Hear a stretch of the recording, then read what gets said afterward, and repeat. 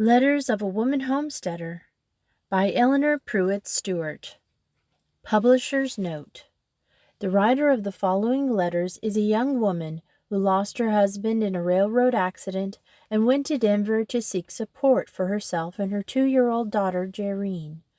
Turning her hand to the nearest work, she went out by the day as house cleaner and laundress. Later, seeking to better herself, she accepted employment as a housekeeper for a well-to-do Scots cattleman, Mr. Stewart, who had taken up a quarter section in Wyoming.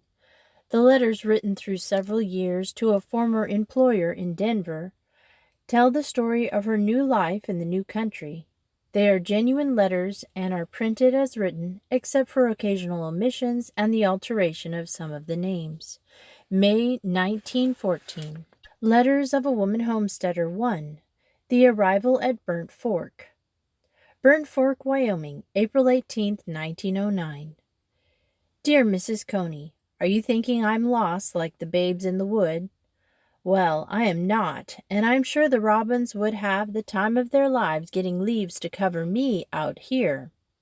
I am way up close to the Forest Reserve of Utah, within half a mile of the line, 60 miles from the railroad. I was 24 hours on the train and 2 days on the stage, and oh, those 2 days! The snow was just beginning to melt, and the mud was about the worst I'd ever heard of. The first stage we tackled was just about as rickety as it could very well be, and I had to sit with the driver, who was a Mormon. He told me that he was a widower Mormon. But of course, as I had no chaperone, I looked very fierce. Not that that was very difficult with the wind and the mud as allies, and told him my actual opinion of Mormons in general and particular. Meantime, my new employer, Mr. Stewart, sat upon a stack of baggage and was dreadfully concerned about something he calls his tukey. But I am unable to tell you what that is. The road, being so muddy, was full of ruts, and the stage acted as if it had the hiccups, and made us all talk as though we were affected in the same way. Once Mr. Stewart asked me if I did not think it a happy little trip. I told him he could call it happy if he wanted to, but it didn't seem very hilarious to me. Every time the stage struck a rock or a rut, Mr. Stewart would hoot until I began to wish we would come to a hollow tree or a hole in the ground so he could go in with the rest of the owls. At last we arrived, and everything is just lovely for me. I have a very, very comfortable situation, and Mr. Stewart is absolutely no trouble, for as soon as he has his meals, he retires to his room and plays on his bagpipe. Only he calls it his bug-pipe. It is the Campbells are coming, without variations, at intervals all day long, and from 7 till 11 at night. Sometimes I wish they would make haste and get here. There is a saddle horse, especially for me, and a little shotgun, with which I am to kill sage chickens. We are between 2 trout streams, so you can think of me as being happy when the snow is through melting and the water gets clear. We have the finest flock of Plymouth Rocks and get so many nice eggs. It sure seems fine to have all the cream I want after my town experience. Jareen is making good use of all the good things we are having. She rides the pony to water every day. I have not filed on my land yet because the snow is 15 feet deep on it, and I think I would rather see what I'm getting. So we'll wait until summer. They have just 3 seasons here, winter, and July and August. We are to plant our garden the last of May. When it is so, I can get around, and I will see about land and find out all I can and tell you. I think this letter is about to reach 32ndly, so I will send you my sincerest love and quit tiring you. Please write me when you have time. Sincerely yours, Eleanor Rupert. 2. Filing a Claim. May 24th, 1909. Dear Mrs. Coney, well, I have filed on my land, and am now a bloated landowner. I waited a long time to even see land in the reserve, and the snow is yet too deep. So I thought that as they have been 3 months of summer and spring together, and as I wanted the land for a ranch anyway, perhaps I had better stay in the valley. So I have filed adjoining Mr. Stewart, and I am well pleased. I have a grove of 12 swamp pines on my place, and I am going to build my house there. I thought it would be very romantic to live on the peaks amid the whispering pines, but I reckon it would be powerfully uncomfortable also, and I guess my 12 can whisper enough for me. And a dandy thing is, I have all the nice snow water I want. A small stream runs right through the center of my land, and I'm quite near the wood. A neighbor and his daughter were going to Green River, the county seat, and said I might go along. So I did, as I could file there as well as at the land office. And oh, that trip! I had more fun to the square inch than Mark Twain or Samantha Allen ever provoked. It took us a whole week to go and come. We camped out, of course, for in the whole 60 miles there were but one house, and going in the direction there is not a tree to be seen, nothing but sage, sand, and sheep. About noon the first day out we came near a sheep wagon, and stalking along ahead of us was a lanky fellow, a herder, going home for dinner. Suddenly it seemed to me I should starve if I had to wait until we got where we had planned to stop for dinner, so I called out to the man, "Little Bo Peep, have you anything to eat? If you have, we'd like to find it." And he answered, "As soon as I am able, it shall be on the table, if you'll but trouble to go behind it." Shades of Shakespeare, Songs of David, the shepherd poet. What do you think of us? Well, we got behind it, and a more delicious it I never tasted. Such coffee, and out of such a pot. I promised Bo Peep that I would send him a cook with pink ribbons on it, but I suspect he thinks I am a crook without the ribbons. The sagebrush is so short in some places that it is not large enough to make a fire, so we had to drive until quite late before we camped that night. After driving all day over what seemed a level desert of sand, we came across sundown to a beautiful canyon, down which we had to drive for a couple of miles before we could cross. In the canyon the shadows had already fallen, but when we looked up, we could see the last shafts of sunlight on the tops of the great bare buttes. Suddenly a great wolf started from somewhere and galloped along the edge of the canyon, outlined black and clear by the setting sun. His curiosity overcame him at last. So he sat down and waited to see what manner of beasts we were.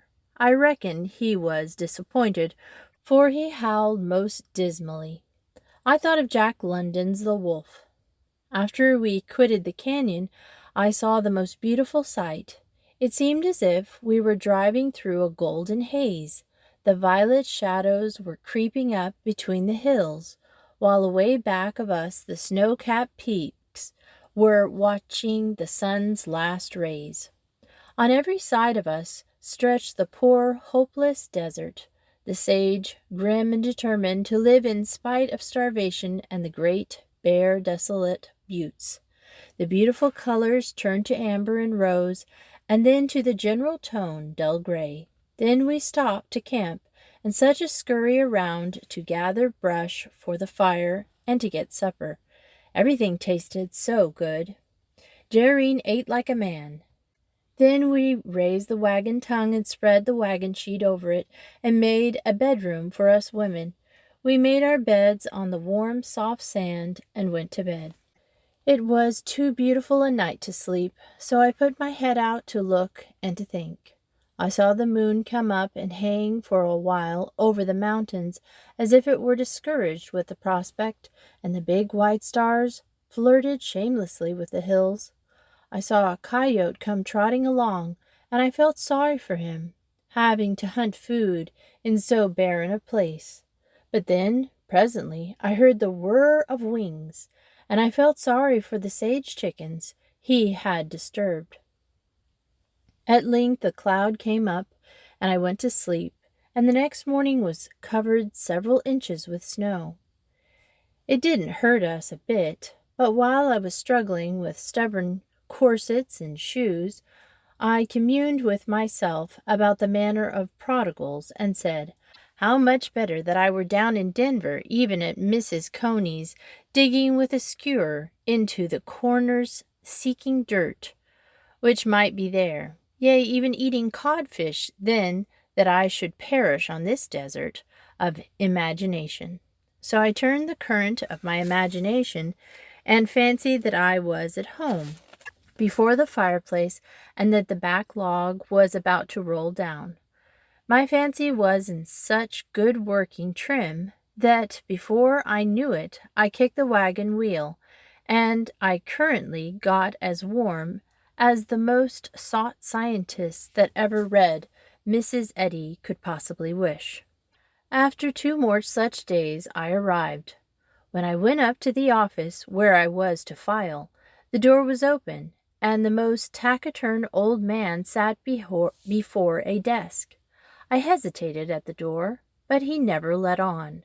I coughed, yet no sign but a deeper scowl. I stepped in and modestly kicked over a chair. He whirled round like I had shot him. "Well?"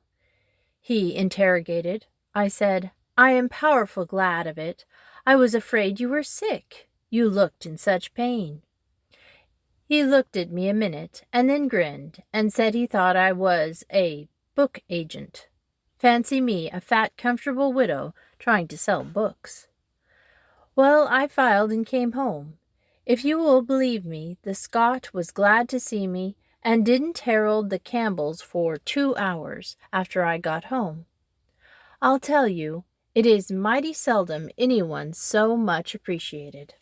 No, we have no rural delivery. It is 2 miles to the office, but I go whenever I like. It is really the jolliest kind of fun to gallop down. We are 60 miles from the railroad, but when we want anything, we send by the mail carrier for it, only there is nothing to get. I know this is an inexcusably long letter, but it is snowing so hard, and you know how I like to talk. I'm sure Jerrine will enjoy the cards, and we will be glad to get them. Many things that are a comfort to us out here came from dear Mrs. Blank.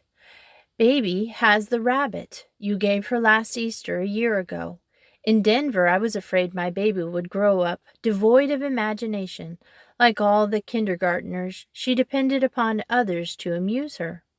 I was very sorry about it, for my castles in Spain have been real homes to me.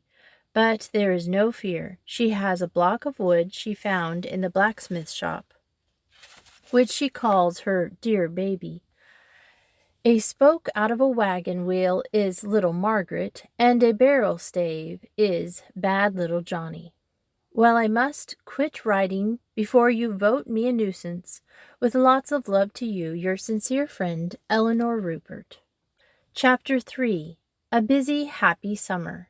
September 11th, 1909. Dear Mrs. Coney, this has been for me the busiest, happiest summer I can remember. I have worked very hard, but it has been work that I really enjoy.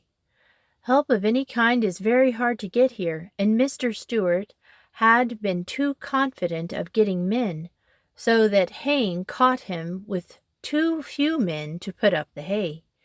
He had no man to run the mower, and he couldn't run both the mower and the stacker, so you can fancy what a place he was in. I don't know that I ever told you, but my parents died within a year of each other, and left 6 of us to shift for ourselves. Our people offered to take one here and there among them until we should all have a place, but we refused to be raised on the halves, and so arranged to stay at grandmother's and keep together. Well, we had no money to hire men to do our work, so had to learn to do it ourselves. Consequently, I learned to do many things which girls more fortunately situated don't even know have to be done. Among the things I learned to do was the way to run a mowing machine. It cost me many bitter tears because I got sunburned and my hands were hard, rough, and stained with machine oil. I used to wonder how any Prince Charming could overlook all that in any girl he came to. For all I ever heard or read of the prince had to do with him reverently kissing her lily white hand, or doing some other fool trick with a hand as white as a snowflake. Well, when my prince showed up, he didn't lose much time in letting me know that Barkish was willing, and I wrapped my hands in my old checkered apron and took him up before he could catch his breath. Then there was no more mowing, and I almost forgot that I knew how until Mr. Stewart got into such a panic. If he put a man to mow, it kept them all idle at the stacker, and he just couldn't get enough men. I was afraid to tell him I could mow for fear he would forbid me to do so, but one morning, when he was chasing a last hope of help, I went down to the barn, took out the horses, and went to mowing. I had enough cut before he got back to show him I knew how, and as he came back manless, he was delighted as well as surprised.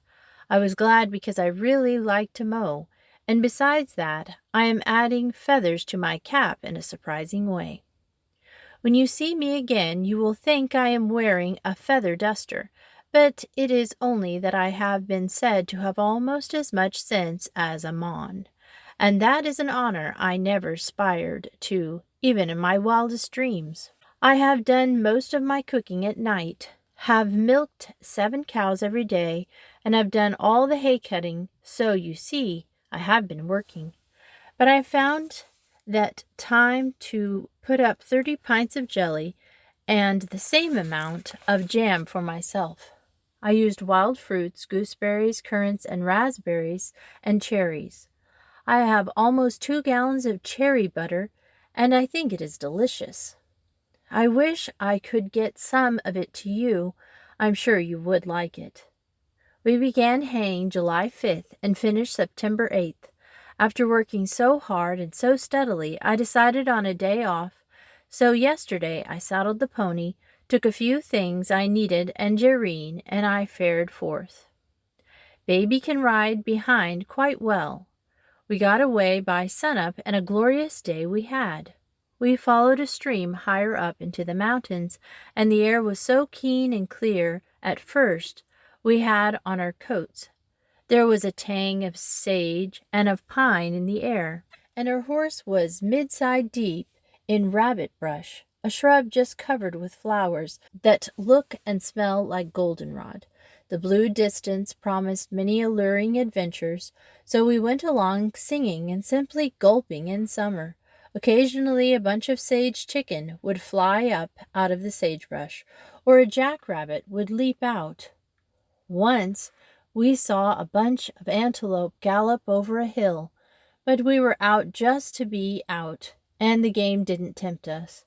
I started, though, to have just as good a time as possible, so I had a fish hook in my knapsack. Presently, about noon, we came to a little dell where the grass was as soft and as green as a lawn. The creek kept right up against the hills on one side, and there were groves of quaking asp and cottonwoods that made shade, and the service bushes and the birches that shut off the ugly hills on the other side. We dismounted and prepared to noon. We caught a few grasshoppers, and I cut a birch pole for a rod. The trouts are so beautiful now.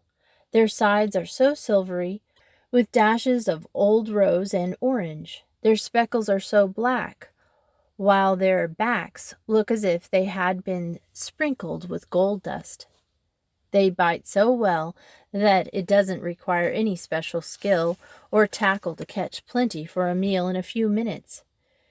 In a little while I went back to where I had left my pony browsing, with 8 beauties. We made a fire first, and then I dressed my trouts while it was burning down to a nice bed of coals. I had brought a frying pan and a bottle of lard, salt, and buttered bread. We gathered a few service berries. Our trout there soon browned, and with water clear and as cold as ice, we had a feast. The quaking aspen are beginning to turn yellow, but no leaves have fallen. Their shadows dimpled and twinkled over the grass like happy children.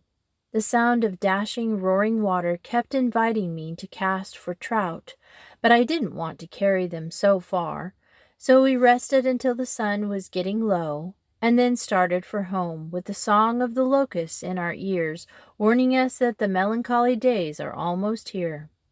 We would come up over the top of a hill into the glory of beautiful sunset with its gorgeous colors, then down into the little valley already purpling with mysterious twilight. So on until just at dark we rode into our corral, and a mighty tired, sleepy little girl was powerfully glad to get home. After I had mailed my other letter, I was afraid that you would think me plumb bold about the little Bo Peep, and was a heap sorrier than you can think. If you only knew the hardships these poor men endure. They go two together, and sometimes it is months before they see another soul, and rarely ever a woman. I wouldn't act so free in town, but these men see people so seldom that they are awkward and embarrassed. I like to put them at ease, and it is to be done only by being kind of a hail fellow well met with them. So far, not one has ever misunderstood me, and I have been treated with every courtesy and kindness, so I am powerfully glad you understand. They really enjoy doing these little things like fixing our dinner, and if my poor company can add to any one's pleasure, I am too glad. Sincerely yours, Eleanor Rupert. P.S. Mr. Stewart is going to put up my house for me in pay for my extra work. I am ashamed of my long letters to you, but I am such a murderer of language that I have to use it all to tell anything. Please don't entirely forget me. Your letters mean so much to me, and I will try to answer more promptly. And we will continue this book next Wednesday. And thanks for listening to Miss Retro Reads.